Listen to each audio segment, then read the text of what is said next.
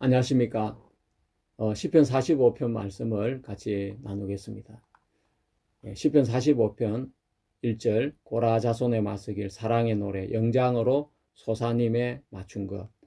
내 마음에서 좋은 말이 넘쳐 왕에게 대하여 지은 것을 말하리니 내 혀는 필객의 붓과 같도다. 왕은 인생보다 아름다워 은혜를 입술에 머금으니 그러므로 하나님이 왕에게 영영이 복을 주시도다. 능한 자의 칼을 허리에 차고 왕의 영화와 위엄을 입으소서. 왕은 진리와 온유와 공의를 위하여 위엄 있게 타고 성전하소서. 왕의 오른손이 왕에게 두려운 일을 가르치리다. 왕의 살이 날카로워 왕의 원수의 염통을 뚫으니 만민이 왕의 앞에 엎드려지는도다. 하나님이여 주의 보좌가 영영하며 주의 나라의 홀은 공평한 홀이니이다. 왕이 정의를 사랑하고 악을 미워하시니 그러므로 하나님 곧 왕의 하나님이 즐거움의 기름으로 왕에게 부어 왕의 동료보다 성하게 하셨나이다. 왕의 모든 옷은 몰약과 침량과 육계의 한기가 있으며 상하궁에서 나오는 현악은 왕을 즐겁게 하도다.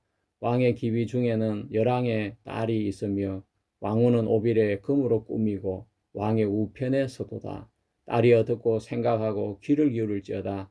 네 백성과 아비의 집을 잊어버릴지어다. 그리하면 왕이 너의 아름다움을 사모하실지라. 저는 너의 주시니 너는 저를 경배할지어다. 시편 45편 11절 말씀까지를 읽었습니다. 여러분 이 시편 45편은 어떤 시겠습니까? 저는 제가 기억컨대 시편 45편 전체를 가지고 한 번도 설교를 해본 적이 없는 것 같습니다.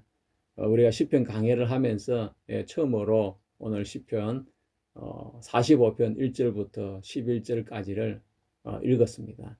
자, 이 시는 표제부를 읽어보면 고라자손의 마서길이라고 되어 있고 사랑의 노래 이렇게 되어져 있습니다. 이 시는 바로 사랑의 노래인데 왕의 혼인식에 들어졌던 시라는 것을 알 수가 있습니다. 하지만 이 시가 신약에서 단순한 결혼의 노래로 끝나지 않고 히브리서 1장에 인용이 되어지면서 이 시가 예수 그리스도와 연결이 된다는 것을 알 수가 있습니다. 우리가 이 시를 이해하기 위해서는 결혼식장의 분위기를 생각해 보면 됩니다. 여러분께서도 결혼식장에 가보면 결혼식의 주인공이 신랑과 신부가 있고 또 그 결혼식을 아주 매끄럽게 이끌어 가기 위해서는 사회자가 있어야 됩니다. 사회자가 어떻게 사회를 하느냐에 따라서 신랑과 신부가 많이 박수를 받기도 하고 어떤 경우에는 그냥 박수 조금만 받고 결혼식이 진행되는 걸 보았습니다. 그 기술이 사회자에게 있다는 것을 제가 결혼식에 여러 번 참석하면서 사회자가 얼마나 중요한지를 알게 되었습니다. 자, 사회자는 이렇게 신랑을 더욱더 돋보이게 만드는 존재가 사회자이고 또 신부를 더 아름답게 말로 꾸며내 자랑하는 사람도 사회자인 것입니다.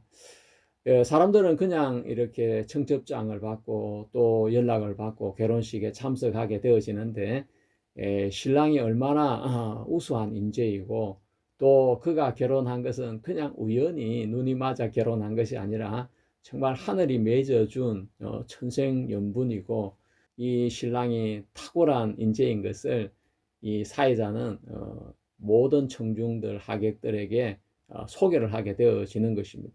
그러면서 신랑의 출생이나 성장 과정 또 학력이나 경력 또 현재의 포지션까지 자세하게 아름다운 말들로 소개를 하면서 신랑이 어떻게 오늘에까지 이어지게 되었는지를 한눈에 사람들이 알아볼 수 있도록 신랑을 아름다운 말로 소개를 하게 되어지고 또 신부를 소개할 때도 사람들이 신부를 향해서 온 마음을 열고 신부와 신랑의 결혼을 축복해 줄 수밖에 없도록 그렇게 사회자가 아주 매끄럽게 멘트를 이어갈 때 그 결혼식은 더욱더 빛나는 결혼식이 되어지는 것입니다.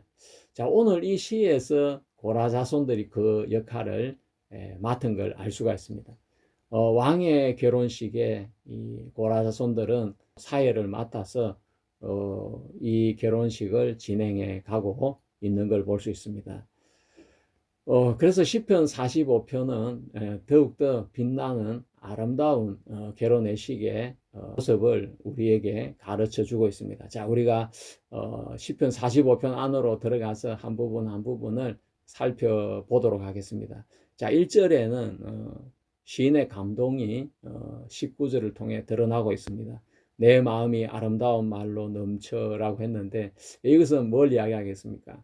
예, 이 사회를 맡은 사회자가 신랑을 소개해야 되겠는데, 신랑의 외모를 자랑도 하고 싶고, 또 신랑의 뛰어난 두뇌를 자랑하고 싶고, 또 인간성도 자랑하고 싶고, 신랑에게 자랑하고 싶은 게 너무 많은데 시간은 제한되어 있고, 말을 어떻게 조리정연하게 해서 그 많은 사람들에게 짧은 시간 안에 신랑을 소개해야 될지, 사회자의 마음은 아름다운 말로 넘쳐나게 되는 것입니다.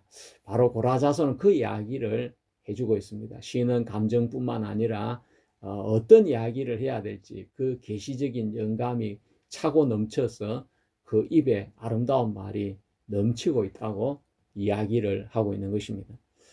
예, 이어지는 이야기를 읽어보면 2절부터 9절까지 내용은 왕에 대한 찬양으로 이어지고 있습니다. 예, 왕은 사람들보다 아름다운데 그것은 외모적인 아름다움이 아니라 그 왕의 입에는 은혜가 흐르고 있다고 고라 자손은 노래를 하고 있습니다. 예, 말씀의 왕이시고 은혜가 흐르는 왕, 바로 그 왕은 예수 그리스도가 아니겠습니까? 예수 그리스도와 연결이 되어지는 부분이라고 할 수가 있고, 왕은 은혜만 흐르는 것이 아니라 3절에서 5절까지는 왕은 전사라고 소개를 하고 있습니다. 왕은 칼을 차고 있고 활을 가지고 있는데, 그것은 바로 진리와 온유와 공의를 위해서 싸우는 왕의 넘넘한 모습을 확인할 수 있는 것입니다. 이 왕은 세속적인 그냥 정복자가 아니라 진리를 위해 싸우는 자, 공의를 위해서 온유함으로 세상을 다스리는 전사인 것을 고라 자손들은 왕을 칭송하고 있는 것입니다. 이것은 바로 예수 그리스도의 그 모습과도 연결이 되어지는 것입니다. 또 6절에서 7절까지가 아주 핵심적인 구절입니다.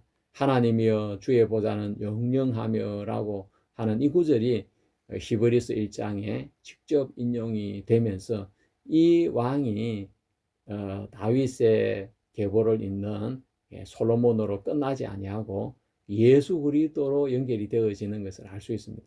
보좌가 영원하고 왕권은 의롭고 하나님의 기름 부으심으로 단순하게 다윗의 왕조가 아니라 영원한 왕권을 가지신 예수 그리스도에게까지 연결이 되는 구절이라고 할 수 있습니다. 그리고 10절에서 15절까지 나오는 말씀은 보통 우리가 결혼식장에서는 신부에게 건면의 말을 잘 하지 않는데, 이 왕은 너무나 훌륭하고 대단한 다윗의 계보를 이어가는 왕이기 때문에 고라 자손들은 신부에게 건면의 멘트를 잊지 않고 하게 되는 것입니다. 딸이여 듣고 생각하고 네 백성과 네 아비의 집을 잊어버릴지어다. 이 이야기를 들어보면 이 신부가 이방인인 것을 알 수가 있습니다. 예, 그러면서 이제 이 왕과 유대인인 이 왕과 결혼을 하니까 옛날의 소속을 떠나서 이제 왕에게 속해서 왕을 주로 경외하고 섬기면서 살게 되기를 바라는 그 고라 자손의 조언적인 멘트가 따라붙게 되는 것입니다. 이것은 교회에게 들려주는 말씀과도 동일하다고 할 수가 있습니다. 신약과 연결을 해보면 바로 교회가 예수 그리스도의 신부가 되어지는 것입니다. 그리고 16절과 17절에는 영원한 왕조에 대한 약속으로 이 시가 마무리가 이렇게 되어지고 있습니다. 왕의 아들들이 왕의 조상들을 대신해서 이렇게 왕조를 이어가고 계승하고 있는 이야기를 이 시는 말해주고 있습니다. 다윗의 왕조의 학대처럼 보이지만 궁극적으로는 나라의 확장이고 또 영원한 이름과 만민의 찬송으로 마무리가 됩니다. 시는 시편 45편은 역사적으로 따져볼 때에 고라 자손들이 활동했던 시대인데, 바로 다윗과 솔로몬 시대가 고라 자손들이 성전의 음악 담당 가문으로 일을 했던 것을 우리 역대상에서 확인할 수 있습니다. 이 시는 왕실과 성전이 긴밀히 연결된 시대의 작품이라고 볼 수 있습니다.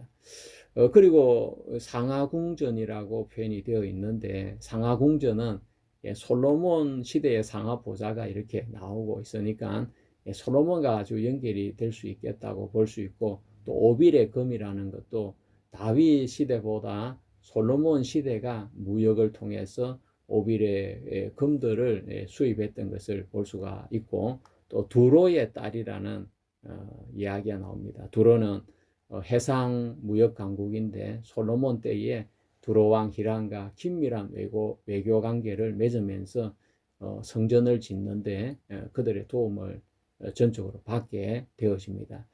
이 역시 솔로몬의 황금기와 배경을 같이 하고 있습니다. 그래서 시편 45편의 왕이 의를 사랑하고 악을 미워하고 공의로 통치한다는 이 표현 역시 솔로몬이 하나님 앞에 지혜를 구하는 이야기가 나오고 있고, 그래서 이 시의 연대를 추정할 때에 솔로몬의 저기 초기에서 성전 완공 전후로 보면 아주 적절할 거라는 생각이 들어집니다. 여기서 참 중요한 건 시편 45편 6절의 말씀인데, 주의 보좌가 영영하다고 이렇게 표현을 했는데, 이 표현은 고대 왕실 창가에서 영원이라는 표현은 절대적 시간 개념이라기보다 왕조의 지속성을 강조하기 위해서, 또 다윗의 언약의 확신과 정치적인 축복의 선언의 의미를 가지게 되어집니다. 이 표현은 가장이 아니라 사무엘하 7장에 나오는 하나님이 다윗에게 허락하신 그 언약을 근거로 한 확신의 언어일 가능성이 높은 것입니다. 하지만 이 말씀이 히브리서와 연결이 되어지면서, 히브리서는 바로 예수 그리스도를 왕으로 또 신랑으로 소개를 하고 계신 것입니다. 궁극적으로 신부는 교회라고 한다면 신랑은 예수 그리스도가 되어지는 것을 우리는 히브리서를 통해서 잘 알 수가 있습니다. 자, 이 시가 언약적으로 의미를 가지고 있는지, 그 언약적인 해석에 대해서 좀 같이 생각을 해보겠습니다. 자, 언약이라는 것은 하나님께서 일방적으로 주시는 것보다 상호간의 계약에 의해서 맺어지는 것이 언약인 걸 알 수가 있습니다.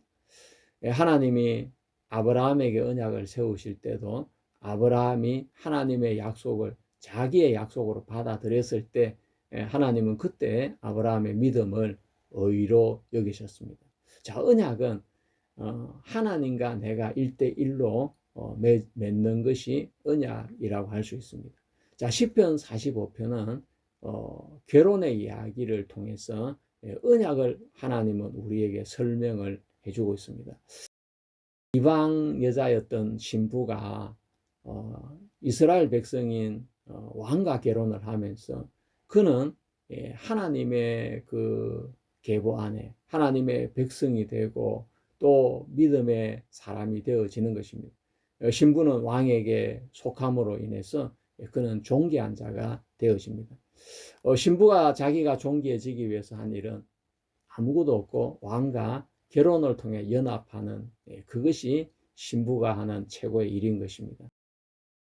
이미 그 결혼이라는 것, 그 결혼의 언약이 이방인이든 또 그렇지 않으면 이스라엘 백성이든 누구든 상관없이 왕과 결혼을 하는 순간 그는 하나님의 영광스러운 백성 안에 들어오는 사람이 되어지는 것입니다.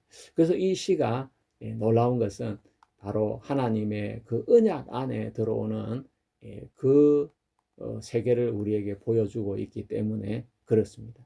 왕위가 영원한 분은 다윗도 아니고 솔로몬도 아닙니다. 바로 예수 그리스도이신 것입니다. 그래서 신랑이 예수 그리스도이시면 신부는 누구겠습니까? 신부는 바로 그리스도인이 신부가 되어지는 것입니다. 그러면서 이 신부인 그리스도인들이 옛집을 떠나서 신랑과 함께 연합을 이루는 이야기가 바로 우리의 신앙의 이야기고 새 언약의 이야기가 되는 것입니다. 솔로몬의 신부들은 옛 고향 또 옛 민족을 떠나왔지만 그들의 마음에서는 그것을 다 떠나보내지 못했기 때문에 나중에 솔로몬이 늙었을 때 우상 숭배를 하는 죄를 저지르게 되어지고 결국 솔로몬의 삶이 그 우상 숭배로 말미암아 무너지게 되어지는 것입니다. 자, 여기서 네 아비 집을 잊어버리라는 이 표현은 옛 아담적인 정체성을 종료하라는 이야기가 되는 것입니다.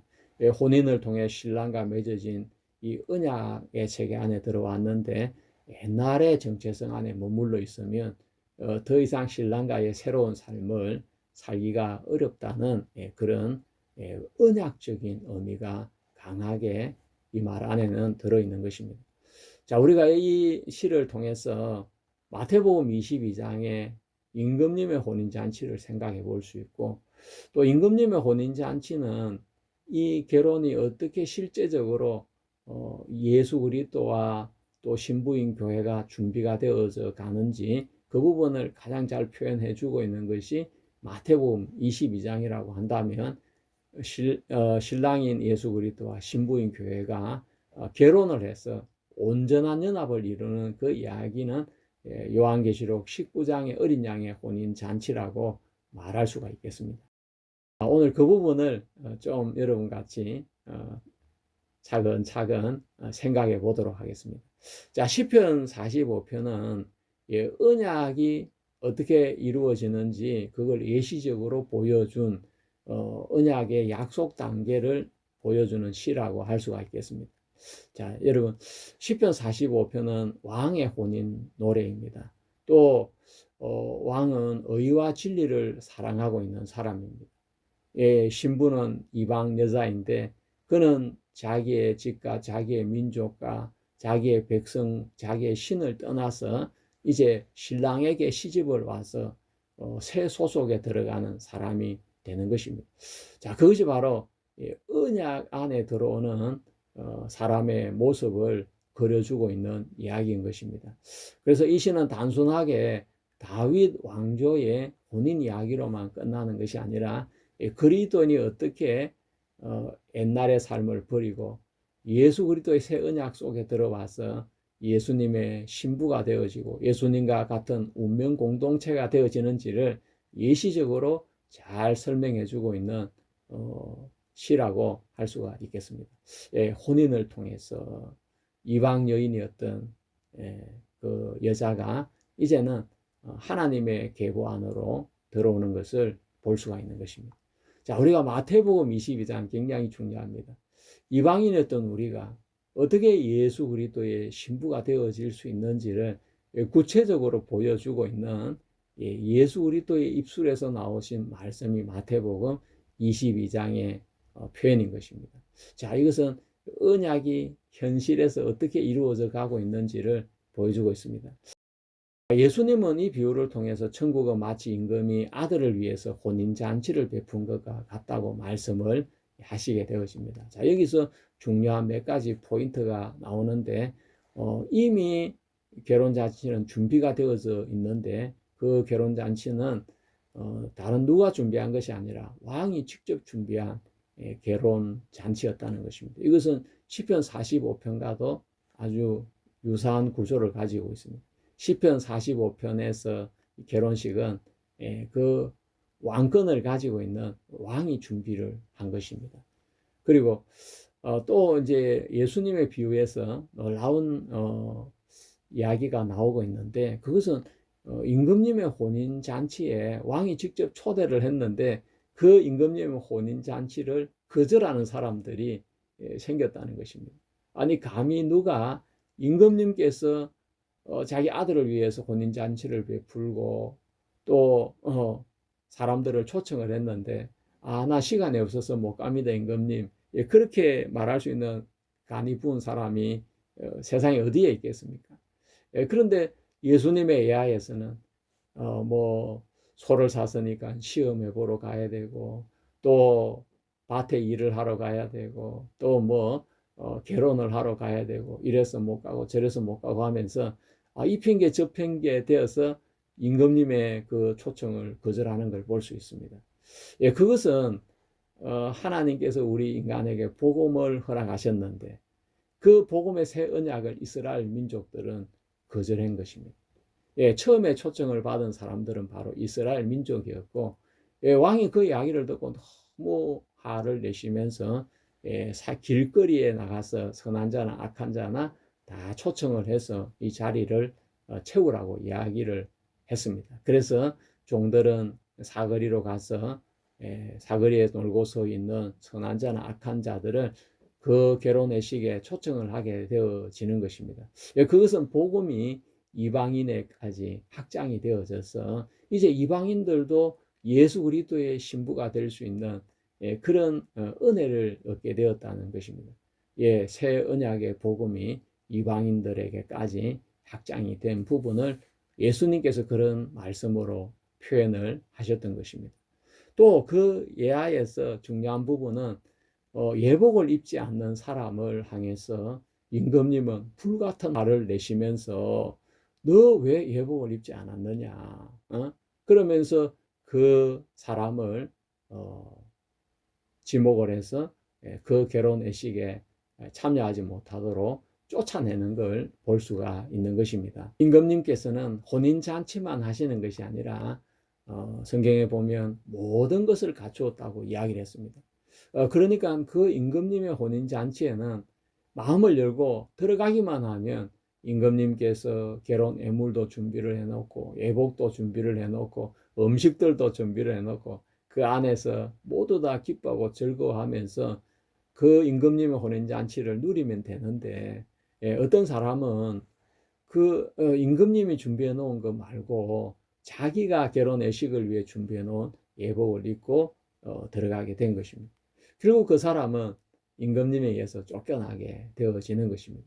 예, 그 사람이 죄를 지었기 때문에 뭔가를 잘못했기 때문에 쫓겨나는 것이 아니라 임금님이 준비해 놓은 그 의를 받아들이지 않았기 때문에 예, 그는 쫓겨나게 되는 것입니다. 이 옷은 예복은 의를 이야기하는데 하나님께서 우리를 위해서 준비해 놓은 의가 있습니다. 그 의를 받아들이기만 하면 되는데 자기가 입고 있는 옷이 좋다고 그 옷을 입고 들어간 그 사람은 임금님의 의를 거부하게 되어지고 결국 그는 쫓겨나서 어두운 데 울며 일을 갈 수밖에 없는 그런 사람이 되는 것입니다. 여기에서 시편 45편 13절에 왕의 딸은 안에서 영광이 있으며 금실로 수놓은 옷을 입었도다라는 표현이 있습니다. 자, 이것은 바로 이 옷은 자기가 자기를 위해서 준비한 옷이 아니고 왕궁에서 준비한 옷이라는 것입니다. 예, 왕궁에서 준비한 옷을 왕과 결혼하는 이방 여자는 입기만 하고 그 결혼의식에 그 입은 옷으로 나가기만 하면 되는데 그렇지 아니하고 자기 옷을 입고 나간다면 그것은 왕을 모독하는 것이고 왕을 무시하는 행동밖에 안 되는 것입니다. 왕의 혼인잔치에는 왕이 신부를 위해 준비한 옷이 있고 예물이 있고 또 결혼 예식이 있고 모든 음악이나 연주나 모든 것들이 다 갖추어져 있는 것입니다. 왕이 신부를 위해서 왕이 성도들을 위해서 준비해 놓은 의복이 있는데 바로 그것은 값없이 주시는 하나님의 의인 것입니다. 저도 그 의를 그냥 그대로 그냥 받아들이고 예 하나님 저는 이제 의롭습니다. 내가 잘해서 의로운 것이 아니라 하나님께서 제게 의를 주셨기 때문에 저는 그 의 때문에 의롭습니다 라고 저는 당당하게 말할 수가 있습니다. 이제 요한계시록 19장을 읽어보면 요한계시록 19장에서 이 결혼이 드디어 완성이 되어지고 신랑이신 예수 그리스도와 신부인 교회가 하나가 온전히 되어지는 역사가 일어나게 되어지는 것입니다. 요한계시록 19장에는 어린 양의 혼인 기약이 이르렀고 그의 아내가 자신을 준비하였으므로라고 말씀하고 계십니다. 자, 여기서 어린 양은 시편 45편에 나오는 전사이신 왕인데 계시록에서는 십자가에서 죽임을 당한 왕으로 십자가에 승리한 왕이라고 말을 하고 있습니다. 그래서 그는 어린 양이지만 세상 죄를 지고 간 하나님의 어린 양이고 대속제물이시고 또 죽음에서 살아나신 어린 양인 것입니다. 또 이 신부들이 입고 있는 빛나고 깨끗한 세마포를 이야기하고 있는데 이 세마포는 성도들의 옳은 행실이라고 말을 하고 있습니다. 여기서 많은 사람들이 오해를 합니다. 아, 옳은 행실을 가져야 예수님의 신부가 될 수 있구나. 계시록의 전체적인 구조를 보면 이 옷은 어린 양의 피로 씻겨진 옷이라고 이야기를 했습니다. 그래서 성도들의 옳은 행실이 맞지만 그 옳은 행실은 어린 양의 은혜와 의에서 나온 열매인 것을 알 수가 있습니다. 그러면서 요한계시록은 어린 양의 혼인잔치에 청함을 받은 자들은 복이 있도다라고 하면서 그 혼인 예식이 끝이 나게 되어집니다. 자, 이렇게 시편 45편과 마태복음 22장, 요한계시록 19장이 하나의 드라마처럼 쭉 연결이 되어지는 것입니다. 시편 45편은 마침 드라마를 위한 예고편이라 한다면 마태복음 22장은 신부가 준비되는 과정을 자세하게 예수님의 비유를 통해 설명을 하셨고 요한계시록 19장은 그 신부와 신랑이 만나 결혼식을 이루어 온전한 연합을 이루는 이야기를 해주고 있습니다. 이 세 성경 말씀의 공통점은 첫 번째 왕은 동일하다는 것입니다. 시편 45편의 왕이나 마태복음 22장의 임금님의 아들이나 요한계시록 19장의 어린 양은 같은 인물인 것입니다. 그리고 또 두 번째 공통점은 혼인은 감정이 아니라 언약이라는 것입니다. 이것은 바로 언약 안의 법적인 결합인 것입니다. 여러분 그 혼인하는 데 가보면 주례자가 나와서 성혼 발표를 하게 되었습니다. 본 주례는 오늘 이 몇 월 며칠 양가 부모님들을 모시고 또 교회 안에서 성부와 성자와 성령의 이름으로 아무개 형제와 신부 아무개 자매가 부부 되었음을 공포합니다. 이렇게 성혼을 공포하게 되어질 때 공포한 후에 거기에다가 사인을 이렇게 하고 제출을 하게 되는 것입니다. 그러면 그것을 가지고 우리는 이렇게 주례자를 모시고 양가 부모님을 모시고 결혼을 했습니다 하면서 이게 부부가 된 것을 정식적으로 신고를 할 수가 있게 되는 것입니다. 자, 이 성경에 나오는 것처럼 정체성이라는 것은 어디에서 나오냐면 마침 주례자가 오늘 이 시간으로부터 신랑 아무개와 신부 아무개는 부부가 된 것을 공포합니다라고 선언을 했을 때 그 선언이 바로 부부라는 정체성을 만드는 것입니다. 어떤 때는 결혼했는데도 내가 뭐 달라진 게 없는 것 같은데 내가 정말 결혼한 거 맞아? 그렇게 생각해도 그 사람은 이미 주례자 입에서 성혼 공포가 나왔기 때문에 그는 결혼한 사람이 분명한 것입니다. 혼인 서약이 완료되었다고 공포를 했을 때 신랑의 신분도 신부의 신분도 이제는 더 이상 혼자 사는 사람이 아니라 이제는 부부가 되어진 것입니다. 신분이 완전히 바뀌게 된 것입니다. 자, 우리가 의인입니다. 어떻게 의인입니까? 하나님께서 우리에게 선언을 하신 것입니다. 야, 이제 너희들은 의로와 예수 그리스도의 십자가에 돌아가셨기 때문에 너희들 죄가 다 씻겨졌고 의로운 거예요. 그 하나님의 선언이 떨어졌기 때문에 나는 이제 하나님 볼 때 의로운 사람이 되었구나. 그래서 나는 의인이야. 그래서 의인의 신분으로 우리는 신앙을 할 수 있는 의인의 정체성을 가지게 된 것입니다.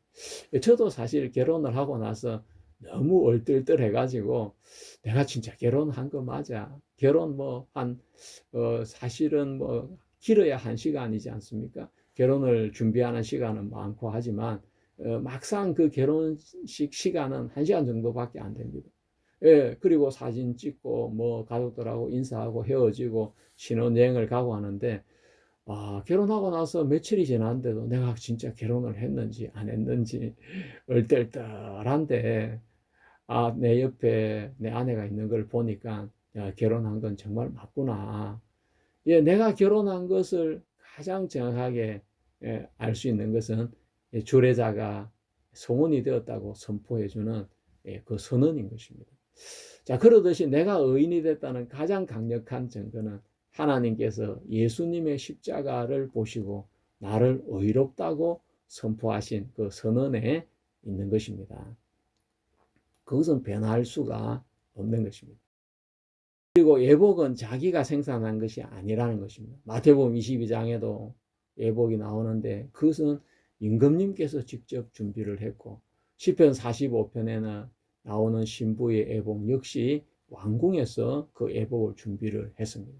또 요한계시록 19장에 나오는 그 세마포는 어린 양의 피로 깨끗해진 세마포이기 때문에 그 세마포는 신부가 준비한 것이 아니라 바로 어린 양의 피가 세마포를 깨끗하게 만들어서 이 공통점은 뭐겠습니까? 예, 이건 모두 다 정가된 의라는 것입니다. 내가 노력을 해서 행위로 만드는 의가 아니라 나에게 의가 없었는데 예수님에게 있는 의가 나에게 전가가 되어져서 하나님께서 의롭다 이렇게 선언하심으로 그 의가 내 의가 되어졌기 때문에 우리는 그 언약적인 의를 입고 있는 성도가 된 것입니다.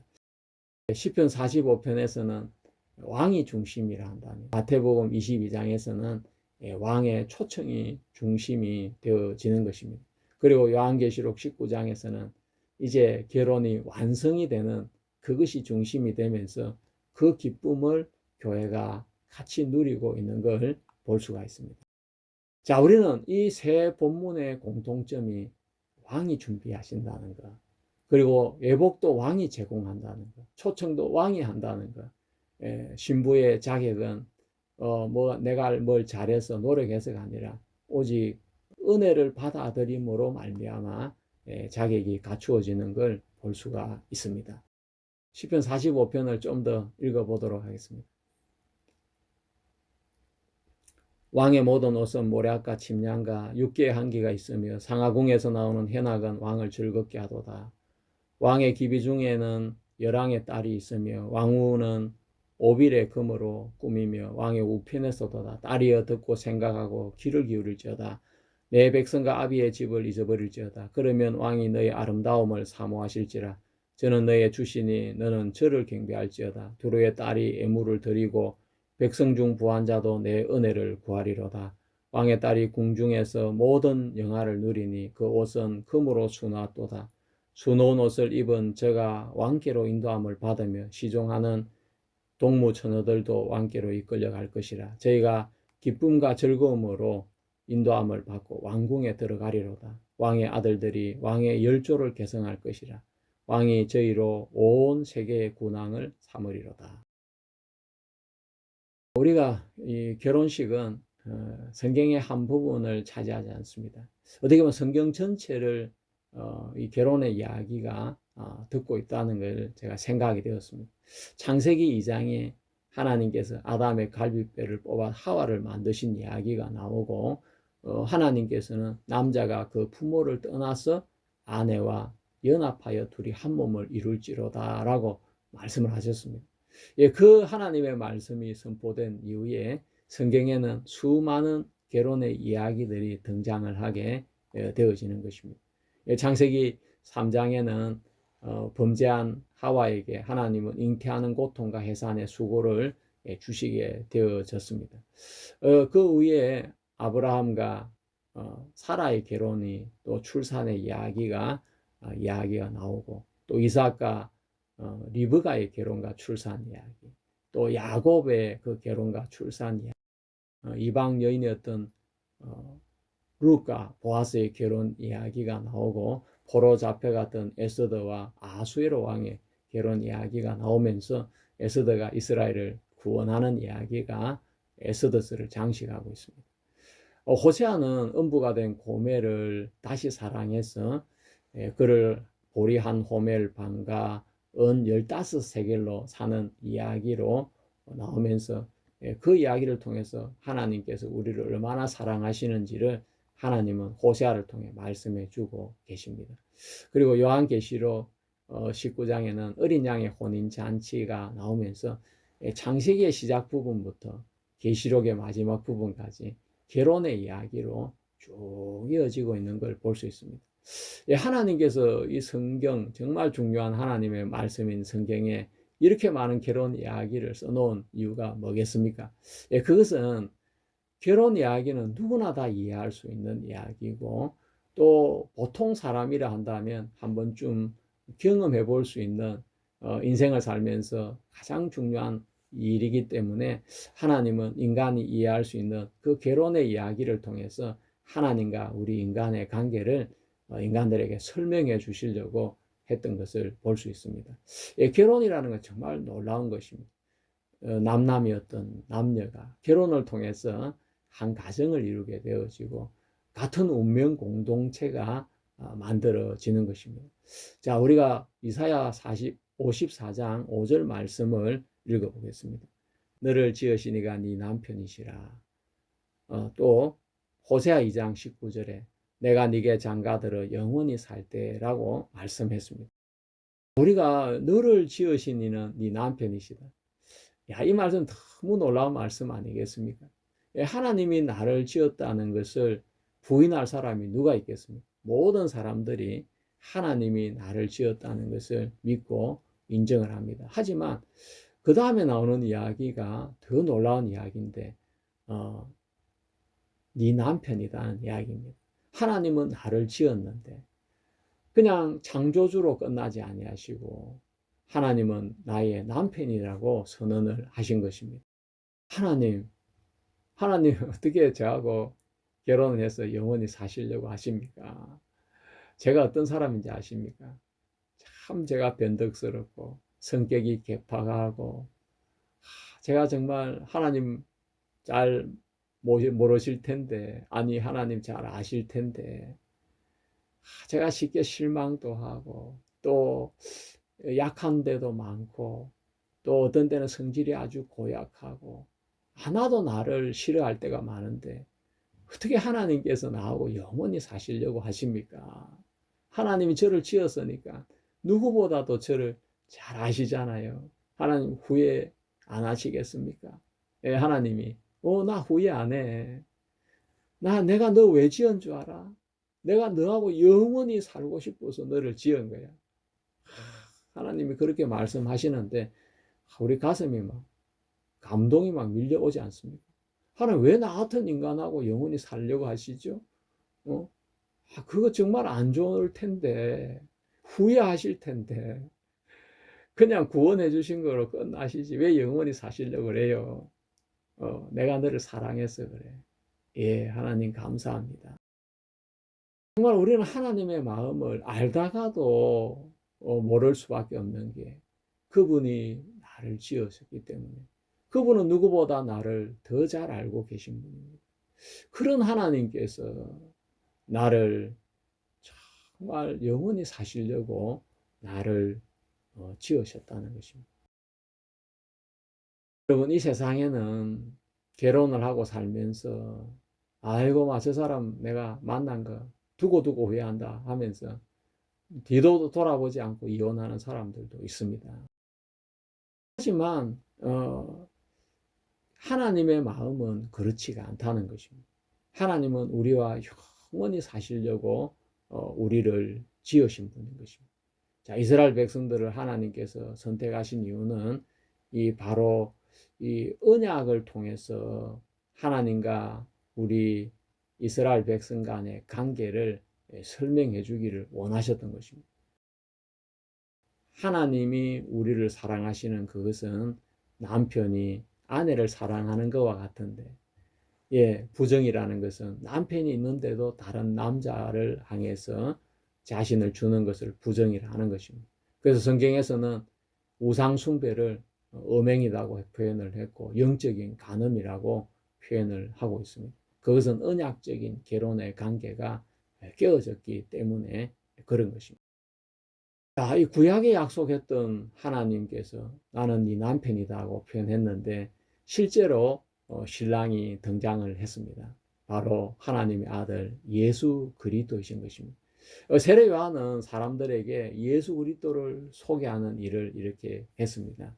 여러분, 우리가 그 이스라엘 나라에 가면 이스라엘 나라의 결혼식은 밤에 이루어진다고 합니다. 캄캄한 밤에 등불을 켜고 신부들이 신랑 앞에 결혼식을 하기 위해서 오는 것입니다. 오늘날 우리가 결혼식장에 가면 결혼식장에 결혼식이 시작하기 직전에 전등의 모든 불을 다 끄고 신랑 입장하기 전에 사회자가 여러분 오늘 이 시간의 주인공 신랑을 소개하겠습니다. 신랑은 뭐 우람하고 또 신체 건장하고 정신력은 아주 강인하고 그리고 군대를 뭐 제대를 했고 그리고 뭐 회사에 입사를 해서 성실하게 일하고 있는 대한민국의 최고의 엘리트입니다 하면서 신랑이 저 무대 뒤에 대기를 하고 있습니다 할 때 모든 불이 꺼지고 신랑을 향해 스포트라이트가 쫙 비춰지면서 신랑이 모든 사람들의 눈에 신랑만 보이게 되는 것입니다. 그리고 신랑이 뜨북뜨북 입장을 해서 혼주들에게 인사를 하고 또 주례자에게 인사를 하고 하객들에게 인사를 하고 서 있을 때 이제 또 사회자가 그날의 주인공 신부를 소개하는 것입니다. 여러분 뒤쪽을 돌아보시면 이 세상에 가장 아름다운 신부가 준비가 되어져 있습니다. 그럴 때 모든 불이 꺼지고 오직 신부를 향해 비추는 조명 스치라이트만 쫙 비치게 되는 것입니다. 그러면 신부는 하얀 순백색 같은 웨딩 드레스를 입고 아버지의 손을 잡고 그 웨딩 마치를 하기 위해서 대기를 하고 있는 것입니다. 그 결혼식 장면을 우리는 생각을 해보면 그 결혼식에 누가 뭐래도 주인공은 신랑과 신부이고 그 신랑과 신부를 가장 멋지게 가장 분명하게 청중들이 다 감동스럽게 바라볼 수 있도록 소개해주는 사람은 바로 사회자인 것입니다. 세례요한은 자기 자신을 신랑을 인해 기뻐하는 친구라고 이야기를 했습니다. 자, 세례요한의 이야기를 요한복음 3장에서 한번 읽어보겠습니다. 요한이 대답하여 가로되 만일 하늘에서 주신 바 아니면 사람이 아무것도 받을 수 없느니라. 나의 말한 바 나는 그리스도가 아니요 그의 앞에 보내심을 받은 자라 한 것을 증거할 자는 너희니라. 신부를 취하는 자는 신랑이나 서서 신랑의 음성을 듣는 친구가 크게 기뻐하나니 나는 이러한 기쁨이 충만하였노라. 예수님께서는 내가 신랑이다 라고 말씀을 하셨습니다. 마태복음 9장을 읽어보면 예수께서 저에게 이르시되 혼인집 손님들이 신랑과 함께 있을 동안에 슬퍼할 수 있느뇨. 그러나 신랑을 빼앗길 날이 이르리니 그때는 금식할 것이니라. 예수님께서 자기 자신을 내가 신랑이다. 지금 내가 너희들과 같이 있는데 너희 슬퍼하면 안 돼. 좀 있다가 신랑을 빼앗기고 신랑이 십자가에 죽임을 당하고 그럴 때 슬퍼해. 그러면서 예수님은 직접 예수님의 입술로 자기가 신랑이라고 말씀을 하신 것입니다. 마태복음 25장에는 신랑을 기다리는 열처녀 비유를 하시면서 역시 예수 그리스도의 재림을 기다리는 교회의 모습을 예수님께서 비유로 말씀을 하셨던 것입니다. 구약의 시편에는 왕과 이방 여자가 결혼하는 그 이야기를 이야기해 주고 있고 또 예수님께서 하나님께서 우리를 지으셨는데 우리 남편이라고 말씀을 하셨습니다. 깜짝 놀랄 이야기가 아니겠습니까? 근데 실제로 예수님은 하나님의 아들은 이 땅에 오셔가지고 내가 구약에 말했던 그 신랑이 바로 나야. 내가 너희들 신부 삼으려고 온 거야 하면서 예수님은 당신을 나타내셨던 것입니다. 자, 우리가 이 세상에 잘못된 것이 많이 있지만 가장 잘못된 것 중에 하나가 이혼에 대한 생각인 것입니다. 모세 시대 때부터 사람들은 이혼하는 걸 당연한 것처럼 생각을 했습니다. 그래서 예수님 시대에 와서도 사람들은 그냥 자기 살다가 마음에 안 맞으면 이혼을 하고 헤어지고 따로 살고 그것이 그냥 간행처럼 되어졌던 것입니다. 그런데 예수님은 야 그거 잘못된 거야. 그럼 마음대로 그렇게 이혼하는 거 아니야. 왜 결혼이라는 것은 언약의 그 거룩성을 가지고 있는 것인데 그 언약을 지키고 회복을 해야지 하면서 예수님은 그 당시의 사람들이 이혼을 하고 싶으면 언제든지 했던 그런 잘못된 간행에 대해서 강하게 제한을 하셨던 걸 볼 수 있습니다. 예수님의 말씀 마태복음 19장을 한번 읽어보겠습니다. 바리새인들이 예수께 나와 그를 시험하여 가로되 사람이 아무 연고를 물론하고 그 아내를 내어버리는 것이 옳으니까 예수께서 대답하여 가라사대 사람을 지으시니가 본래 저희를 남자와 여자로 만드시고 말씀하시기를 이러므로 사람이 그 부모를 떠나서 아내와 합하여 그 둘이 한 몸이 될지니라 하신 것을 읽지 못하였느냐. 그래한즉 이제 둘이 아니여 한 몸이니 그러므로 하나님이 짝지어 주신 것을 사람이 나누지 못할지라 하시니 여짜오되 그러면 어찌하여 모세는 이혼 정서를 주어서 내어 버리라 명하였나이까. 예수께서 가라사대 모세가 너희 마음의 완악함을 인하여 아내 내어 버림을 허락하였거니와 본래는 그렇지 아니하니라. 내가 너희에게 말하노니 누구든지 엄행한 연고 외에 아내를 내어 버리고 다른 데 장가드는 자는 간음함이니라. 예, 결혼 언약은 견고한 것입니다. 그것은 예수 그리스도와 교회의 언약과 연결이 되어지는 밑그림이 되어지는 것입니다. 그래서 초대교회에서 예수 그리스도를 신랑으로 이해를 했습니다. 성도들은 언약으로 맺어진 관계인 것입니다. 사도들도 결혼에 대해서 놀라운 비밀을 말씀을 하고 있습니다. 자, 우리가 이 결혼이라는 것은 서로 다른 남남인 남녀가 결혼을 통해서 한 운명 공동체를 만들게 되어집니다. 그들은 출산을 하게 되어지고 그리고 서로 같은 짐을 지고 같은 꿈을 꾸고 또 같은 고통을 당하면서 같은 현실 속에서 살아가게 되는 것입니다. 아이를 출산해서 키우게 되어지면 아이가 당하는 그 고통이나 어려움이 부모의 몫이 되어지는 것입니다. 아내만 고통하고 남편은 태평스러운 그런 가정이 어디에 있겠습니까? 아내의 고통은 남편의 고통이 되고 또 남편이 회사에서 돈을 잘 벌면 그 영광도 아내에게 돌아가서 아내가 아주 평화롭게 돈을 펑펑 써가면서 살아갈 수가 있는 것입니다. 자, 결혼은 이렇게 서로 다른 사람을 하나의 같은 운명 공동체로 만드는 놀라운 일을 하는데 그 시작이 뭐겠습니까? 바로 주례사가 이야기하는 오늘 이 시간부로 신랑 아무개와 신부 아무개가 한 몸이 되어서 한 가정을 이루고 부부가 되었음을 성혼을 공포합니다. 예, 그 선언으로 말미암아 전혀 다른 사람이 부부로서 운명 공동체를 이루고 살아가게 되는 것입니다. 사도 바울의 교회에 대한 이야기를 읽어보겠습니다. 에베소서 5장 31절에서 33절에는 이러므로 사람이 부모를 떠나 그 아내와 합하여 그 둘이 한 육체가 될지니 이 비밀이 크도다. 내가 그리스도와 교회에 대하여 말하노라. 그러나 너희도 각각 자기의 아내 사랑하기를 자기같이 하고 아내도 그 남편을 경외하라. 바울은 이제 남편과 아내는 바로 그리스도와 교회의 그림자라고 이야기를 하고 있는 것입니다. 우리가 이 이야기가 사도 요한의 입술을 통해서 실제적인 교회와 예수님의 결혼으로 완성이 되어집니다. 사도 요한의 이야기를 우리가 같이 읽어보겠습니다. 요한계시록 19장 말씀입니다. 내가 들으니 허다한 무리의 음성과도 같고 많은 물소리와 더 같고 큰 내성도 같아서 가로되 할렐루야 주 우리 하나님 곧 전능하시니가 통치하시도다. 우리가 즐거워하고 크게 기뻐하여 그에게 영광을 돌리세.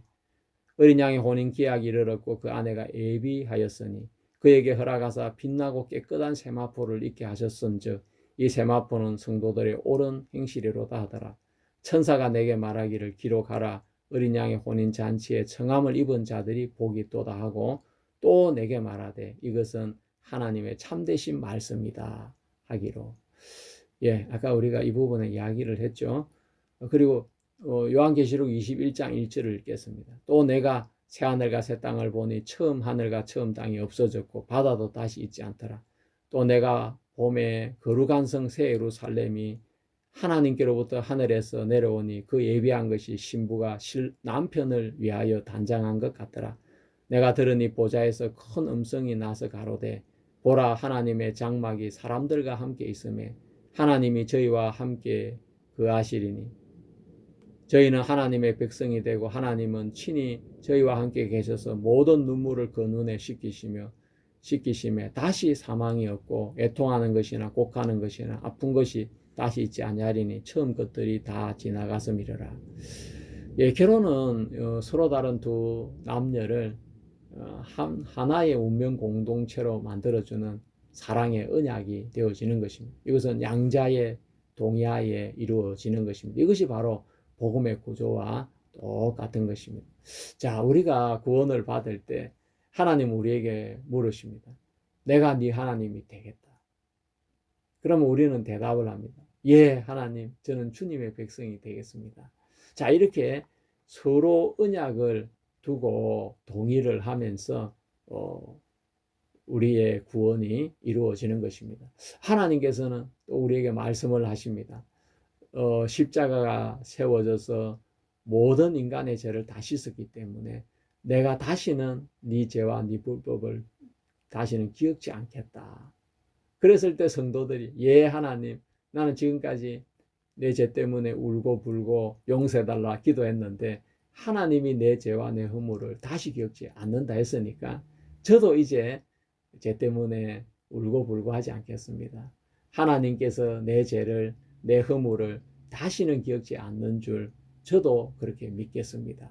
이렇게 언약은 쌍방이 동의를 할 때 성립이 되어지는 것입니다. 자, 우리가 시편 45편에 대한 전통적인 기독교의 해석을 좀 읽어보고 말씀을 마치도록 하겠습니다. 예, 로마 가톨릭의 어거스틴은 시편 45편을 그리스도와 교회의 결론으로 읽었습니다. 예, 왕은 그리스도시고 신부는 교회라고 했습니다. 그리고 왕의 아름다움은 육체가 아니라 은혜와 진리라고 이야기를 하면서 신부가 아버지 집을 떠나는 것은 바로 교회가 옛사랑과 세상의 삶을 떠나는 교회의 핵심이라고 그는 읽었습니다. 루터는 시편 45편을 복음의 괴로운 노래라고 불렀습니다.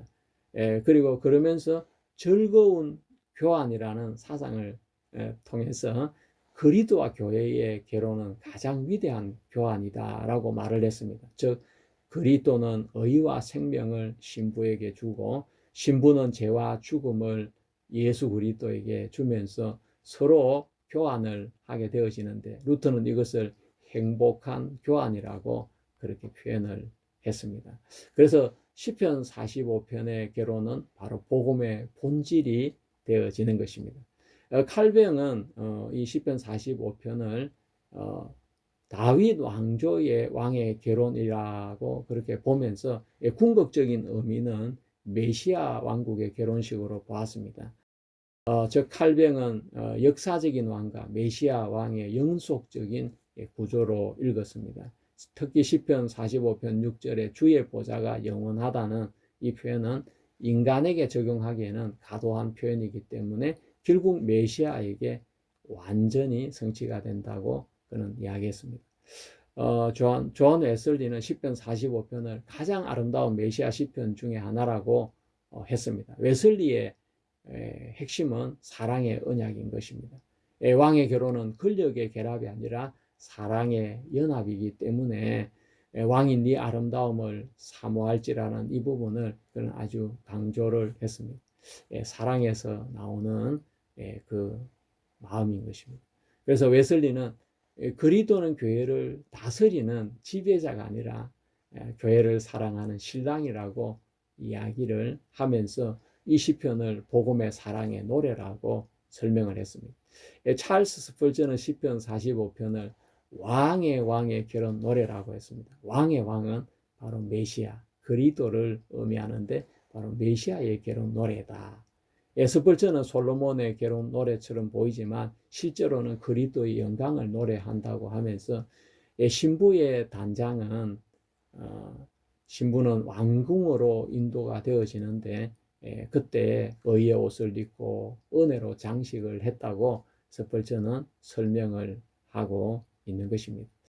우리는 시편 45편을 우리는 좀 막연하게 생각을 하고 있었는데 여러 종들의 말씀과 또 예수님께서 하신 마태복음 22장의 비유나 요한계시록 19장의 말씀을 통해서 이 이야기가 예수 그리스도와 연결이 되어지고 또 구원받은 성도인 우리와 연결이 되어지면서 이것은 단순한 시가 아니라 바로 우리가 값없이 하나님의 의를 예수 그리스도로부터 얻어서 나중에 예수 그리스도와 영원히 하나가 되는 어린 양의 결혼 의식에 참석하게 된다는 바로 요한계시록 19장의 그 밑그림인 것을 우리는 알게 되었습니다.